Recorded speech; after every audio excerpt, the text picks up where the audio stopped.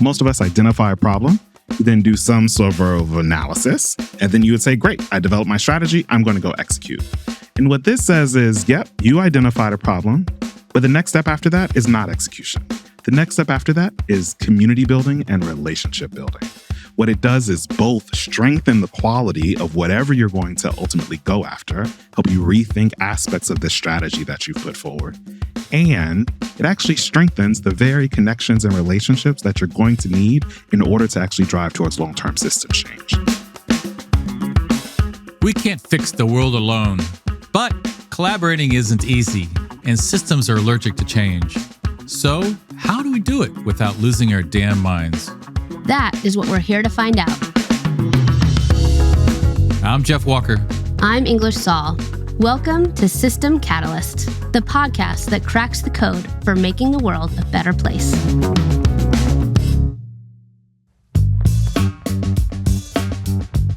Welcome to another season of System Catalyst. The reason why English and I started this show was to spread the gospel of system change. We truly believe that if you're working on a problem, and we all are working on problems, we can find better solutions if we join forces and work together. John Harper is CEO of FSG, a global nonprofit consulting firm that works with organizations to create equitable system change. In our conversation, John talks about the importance of collaborating with the people on the ground when looking for solutions. Yes, we call that being proximate. And as you'll hear, it's an integral part of system change because no one understands the failures of our system better than those experiencing them. So if you want to put equity at the center of your work, listen up. John and I began discussing our shared interest in music, and it's surprising how many parallels there are to system change work. I'm a classically trained opera singer. Much to my mother's chagrin, I'm not on someone's opera stage at this very moment. Wow. Yes. But do you like opera? You still go to opera? Oh my God, I adore it. I'm still a fan. I still go to the opera quite regularly. I was on the board of Berklee College of Music for 10 years and yes. Jazz, and was on Quincy Jones's board and a whole bunch of other things. So to me, it's just that feeling of connecting with others in something that you couldn't have done by yourself. And it sounds to me like that's what you got going at FSG too. A bit of an orchestration going on. I call it more of a jazz experience because, you know, the very few people are really the boss. You're really trying to keep them together in some kind of organized form. I think there are aspects of that analogy that resonate. Interestingly, what folks often will say is, how did you get to sort of where you are right now? It feels so different, right? Like to say you're on an opera stage, you did fundraising, and now you're doing consulting. Like, how do these things connect? And what I often say is, if you can think of my life as an opera singer, I am on a stage, typically singing in a language that typically the audience doesn't even understand. And yet I'm expected to take them on a journey, help them feel something, and perhaps motivate them to do something about it, right? And that's my responsibility, that flavor of translation. How do you understand the audience, capture them, move them to take action? I would argue the same thing is true in fundraising. You are trying to understand an audience, captivate them, move them to take action. I would actually argue the same thing is true to facilitating a large board or some other decision-making body to align on a topic, right? How do you capture an audience, understand what they're struggling with, and motivate them to take action? So in some ways, some of those core skills that I think I developed as an opera singer actually are quite transferable to what we do today. There's certainly the organized chaos that I think you're describing. John spent many years in the education sector working hard to improve public school systems across the country. Then a profound experience led him to think bigger. I had to come to terms with what I cared most about the communities that birthed me, the Black and brown, often marginalized, low-income communities that created me, was about much more than just what happened sort of inside four school walls for 8 hours a day. Is it just the classroom environment? What else are you paying attention to? Actually, in real talk, that we were out visiting a school in DC, and we were talking about all their measures of progress. State test scores had gone up, attendance had gone up. And the principal, I think, pulled me to the side. I'm not sure if she said it publicly or not, but she was like, yeah, I mean, we're seeing progress in all those things. And last week, someone got shot directly in front of the school building, right? Like, it will change our measures of emotional readiness for school. And it just hit me for all the things that we were doing inside of that classroom. What's happening externally, it matters. And we got to think about that. As Audre Lorde says, there's no single issue struggle because we don't live single issue lives. I think that experience helped me realize like, I'm only education or I'm only health. I don't think that's it. We're missing something. We need some space where folks can come together. So I wanted to better understand what was influencing big philanthropy and if it was possible to make those dollars move more effectively into communities. We're leaving a lot of impact on the table. We're also causing a bit of harm along the way. What would it look like to shift those elements? I love that. To me, you guys have done a really great job at FSG over the years and known and worked with many of your team, the original Mark Kramer, Michael Porter partnership and the articles that came out from it, really have helped mold the system change world and kind of what we're thinking. But I still see there's a pivot going on, seems to me, as you've come on in more place-based philanthropy and more equity orientation. I mean, it's not like you just showed up and everybody goes, oh, great, let's just do that. So, how did you, when you joined and then how did it evolve and kind of where are you guys going these days at FSG? That's interesting. So I joined FSG back in 2019. So we've been about 5 years at this point. And I think why I joined FSG speaks to a bit of what you said. I remember the CEO at the time, as I was looking at the system change framework, I said, oh my God, I've been saying this for years. I didn't know there was a fun framework for it. Like, this is exactly what we should be talking about. And so deep, I think, philosophical alignment with the ideas that were being put forward at FSG. I think I also appreciated the sort of learning and growth aspect of the work. Some of the collective impact concepts and the ways in which an idea like collective impact looked like something in 2010, we updated it in 2021. And that was intentional, right?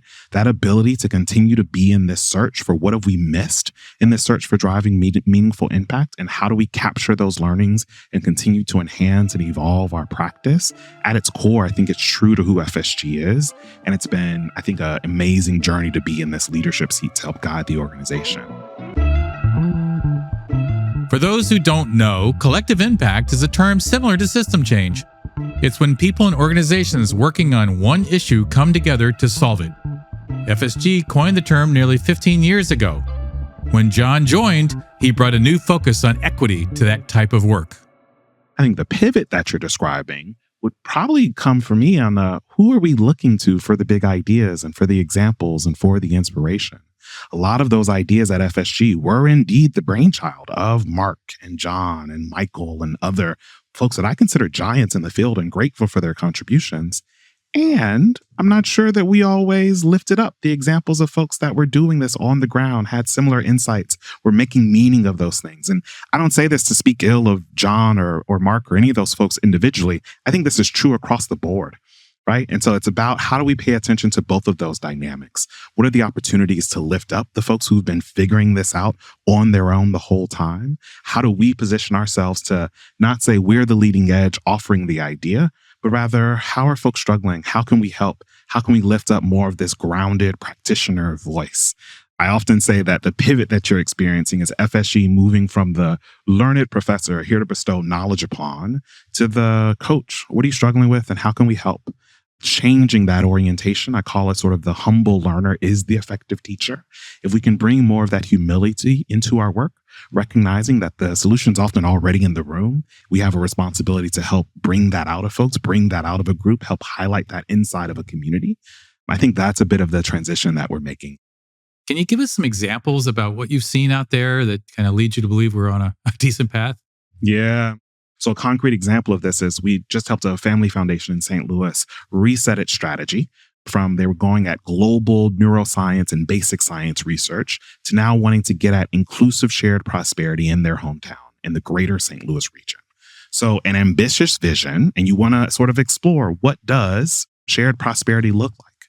So in the course of our work with the family, we dove deep into the research. What do researchers say inclusive prosperity actually mean? What are the components of that? What might we pay attention to?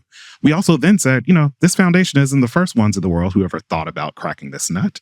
Where can we look to see other examples, other frameworks, other things that we might pay attention to? Now, maybe 20 years ago, 10, 15 years ago, that would have probably been almost sufficient for FSG to say, great, now here's where we should go. But this actually looked quite different. In this situation, we were doing this project alongside and in deep, close relationship with a local Black-led, woman-led firm who also was deeply engaged in social impact.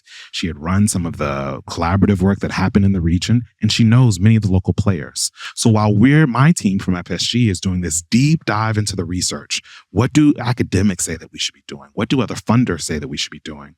Her team went to the streets of St. Louis. So they met with folks in public housing projects. They actually did focus groups with groups of teachers and others. If these are the folks who are not currently included in our region's prosperity, then we should hear from them what's actually most helpful in terms of how we move this work forward.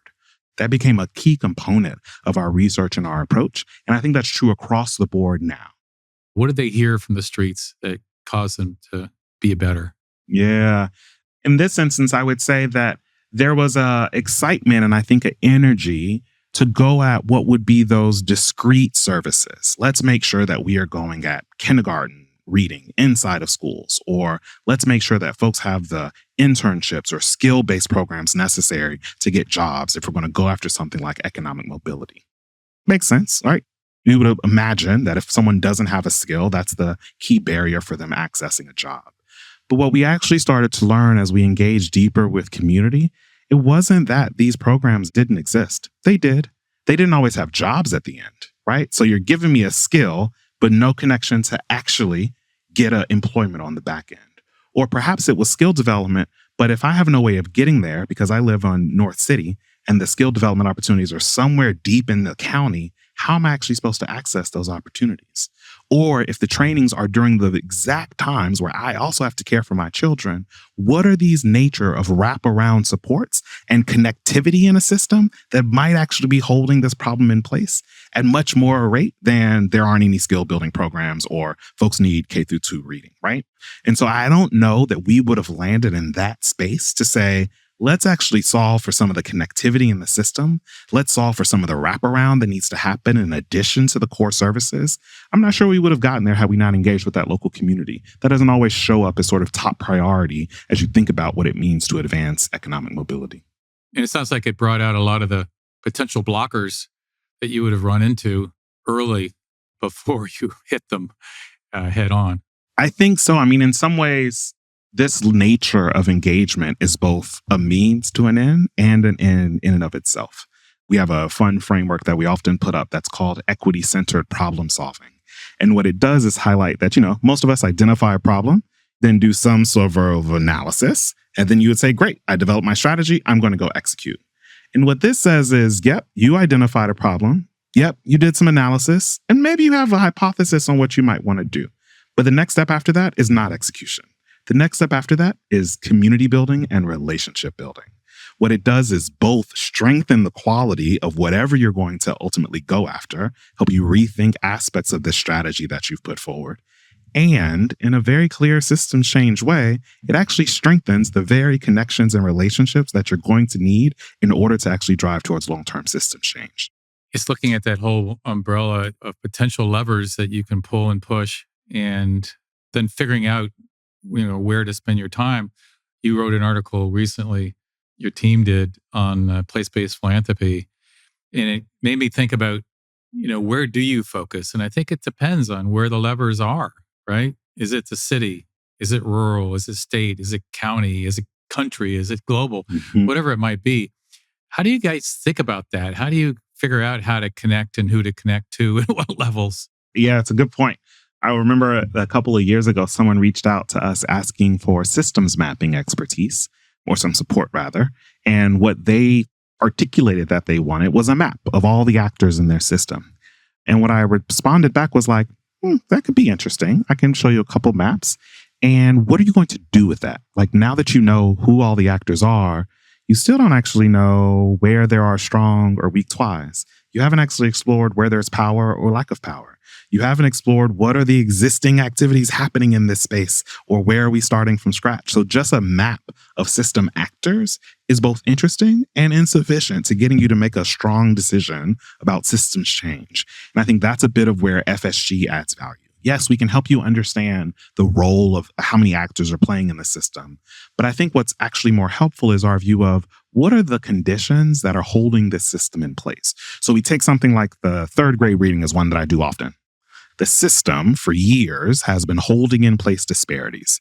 We know that children from low income families, we know that Black and brown children, other aspects of identity have not been reading and achieving on their reading scores at the same rate as others. And there's quite clear research on what disparities at third grade reading long term contribute to. So third grade reading being our challenge. Now I could map out a system and understand all the different players that involve or influence whether or not a kid could read. But again, do schools have what they need in terms of funding in order to prioritize reading? Do they have tutors? Do they have extra teachers? Do we even have quality literacy curriculum, right? Like, what are we actually using to put this work forward? Those, we say, are the most sort of explicit or structural aspects of the system. And in many ways, those are where most of us often focus our work when you're trying to pursue systems change. What FSG's offer up is says there's something holding these things in place even when we address it. We've done each of those three things constantly on third grade reading, and yet those measures have not changed, right? So what else might be happening in the system? Does my after-school tutoring program, who's giving reading support, understand what's happening inside of school for reading support on top of what I as a parent might be doing for my child at home for reading support? Oftentimes, the answer is a very clear no, right? Those three bodies don't have spaces to come together and share that type of information. Or separately, let's take something like power. How much of our academic curriculum is driven by state-level mandates with very little understanding of what's happening inside of that school community versus those types of decisions actually being laid to the teachers, the principals, and others who are closest to the challenge, right? Where does the power lie in the system? So if you ask yourself those two questions, it actually might take you to a very different set of solutions, right? If I want to solve the issue of the parent and the teacher and the after-school provider don't have space to connect, I don't know that I need another tutoring program is what I'm going to invest in, right? I might actually invest in a different flavor of parent-teacher night. I might invest in data sharing mechanisms between after-school providers and teachers, right? There's all sorts of things that I've now offered up or now can consider because the root of my problem or some of these underlying systemic conditions have gone unaddressed. And so it causes us to think about those components and perhaps explore strategies there. There's a nonprofit called Springboard that does that connecting between the parents and the teachers and the students and coordinates what they're learning at home versus the school, et cetera. So that would be a lever you'd pull that's outside of the school system completely, but then partners with the school to do the work rather than to trying to burden this entire school on it, I believe, right? Exactly. I used to work for an organization that helps teachers and school leaders understand the science of human development and what that means for your typical high poverty school. I was actually doing a school visit with one of the schools down in DC, and a very astute donor asked the question of, I've seen all the metrics that you all share around how you're making progress or not. I'd love to hear from the teachers or from a principal, sort of, how do you know this program is working or not? And the principal gave an answer of, a year ago, at the time the bell rang, teachers were the first ones out the door. They were exhausted, right? They've been getting worn out by kids. Folks were ready to leave. It was a frustrating space. Since you all have come, teachers are signing up to do after-school activities. They are engaging in so much enrichment beyond the core of their jobs. It spoke to a mental model shift of, I have a problem child versus I have a child that's dealing with a lot of things, but the child is not actually the problem. How do I think about the ways to understand that if they were hungry today, they're probably not going to show up most effectively in math class? What should we be doing around that? That flavor of mental model change, that's what we got to get at as well. Some great insights here. To recap, tackling all of the obvious causes of a problem like a game of whack-a-mole isn't going to work in the long term. You also need to go beneath the surface and find out why those moles were popping up in the first place. The best way to do that is by getting proximate and going on the street and talking to those who are actually affected. You talk a lot about equity and an equity focus, and then lots of issues the last year or two around wokeism, around too much liberal focus on this kind of thing. You shouldn't have DEI anymore. How are you handling that? As a Black man running an organization, how are you kind of thinking about that, particularly as you're consulting? And it's an important strategy for you as well. How should we think about this going forward? Yeah, there's a layered questions there. There's lots of thoughts, lots of reflections before I even add on the fact that I'm a young Black gay man in my seat, right? But I appreciate the reflections. Where to start? One, I would say that despite what's present across the media, what we are finding in the vast majority of our clients is that folks are staying the course. Their general counsels are more engaged in the conversation. They might have shifted their language a bit. But at the core, when you look at the actual strategies, when you look at the actual organizations who are receiving funding, nothing of substance has changed. Now, I say overwhelming majority because that's not true for everyone. We had someone who called us in 2021 and said, we made a commitment towards racial equity. We wanted to put $100 million out. We are now about $80 million out, and we want you to come in and measure our progress. I'm sorry. You deployed $80 million without a clear sense of what good looked like for what it would do. In what alternate universe would we have allowed that in any other investment, right? Like, there's a aspect of this that I think if there's a silver lining here, that silver lining is some places became sloppy in some of this equity work. They just said, let's put $80 million in the street with no goal in mind, except ending systemic racism, which, $80 million is good money, but I don't think it's enough to end systemic racism. So we might have wanted to come up with a clearer output measure than just this long-term objective. I am eager, excited for folks to bring a bit more of that rigor into their analysis. It seems critical. Rigor is not anti-equity. Discipline is not anti-equity. It's actually necessary in order for these things to have their long-term staying power. I want to draw back a little bit, if you don't mind. What personally drives you? What from way back kind of connected with you that continues to be with you and kind of pushes you to what you want to achieve? I had grandparents on both sides of my family in my life.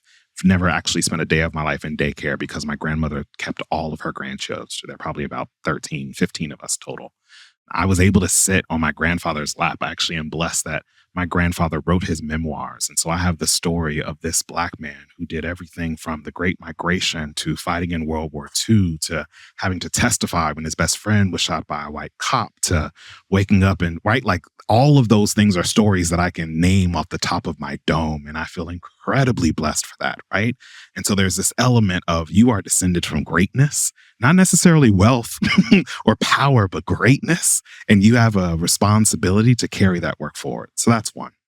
Two would be sort of a richness in Black culture. I'm from Atlanta and like proper Atlanta. Both sides of my family are from downtown Atlanta. And I think seeing what it was to have a thriving and a growing Black middle class during the time that I was being raised, Black mayors, folks throughout the city that looked like me who were succeeding. I never had a question that I couldn't be something because I think both what was in front of me presented regularly and frankly, what my mom chose to put in front of us via education materials and others made it quite clear you can do low-key anything.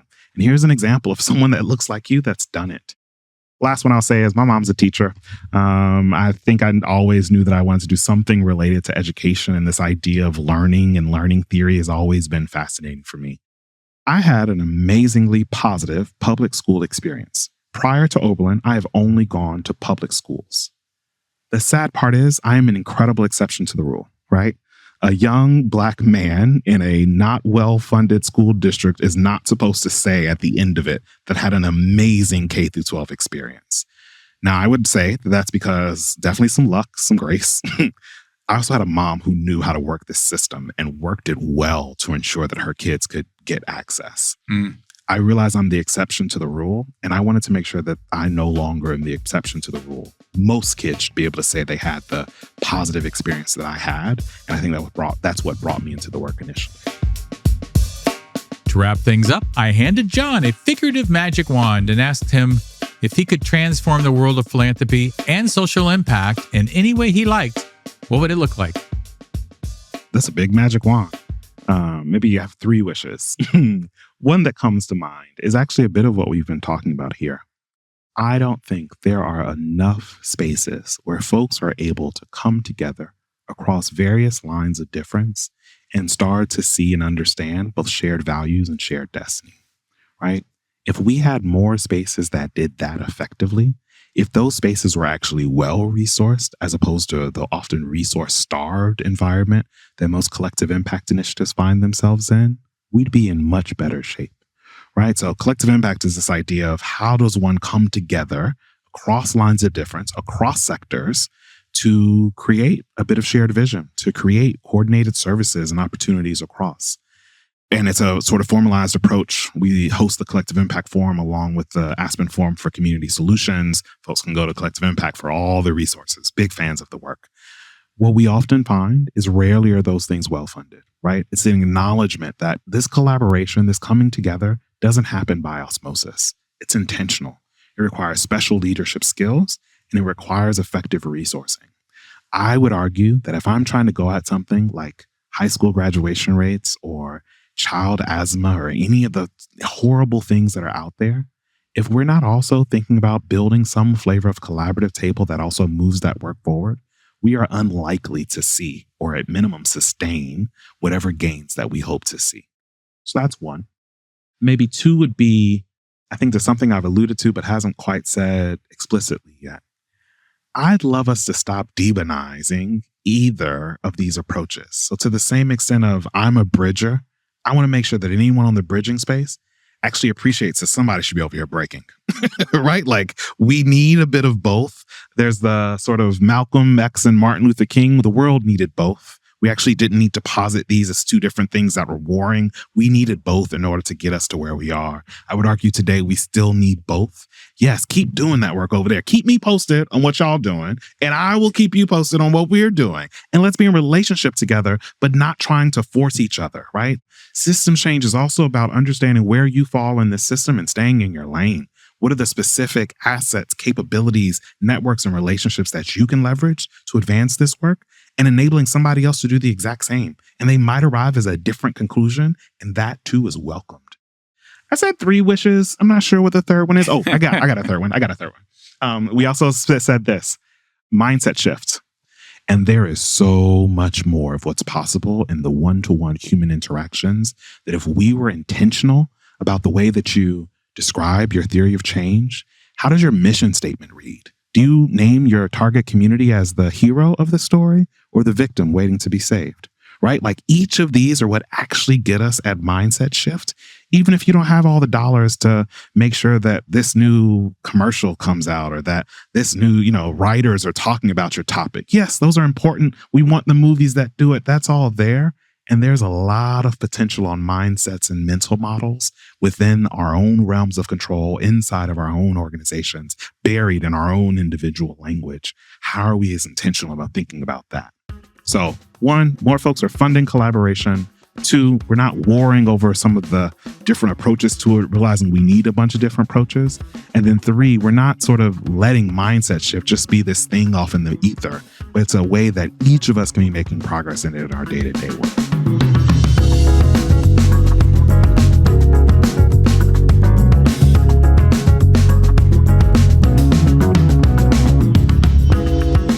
That's it for today's show. Please don't forget to subscribe to System Catalyst so you don't miss out on the new episodes. Also, do us a huge favor by rating our podcast and leaving us a review. Thank you so much for joining us, and we'll catch you all in the next episode. Before we go, I'd like to thank our producers at Human Group Media. We'd also like to thank our incredible network of partners who are supporting our mission: the Skoll Foundation, the Aspen Institute's Aspen Global Leadership Network, Echoing Green, DRK Foundation, Maverick Collective, Version Unite, Charlize Theron Africa Outreach Project, Boldly Go Philanthropy, Synergos, Forward Global, Nexus, and New Profit. If you're interested in becoming a System Catalyst and would like to learn more about our partners, please visit systemcatalyst.com.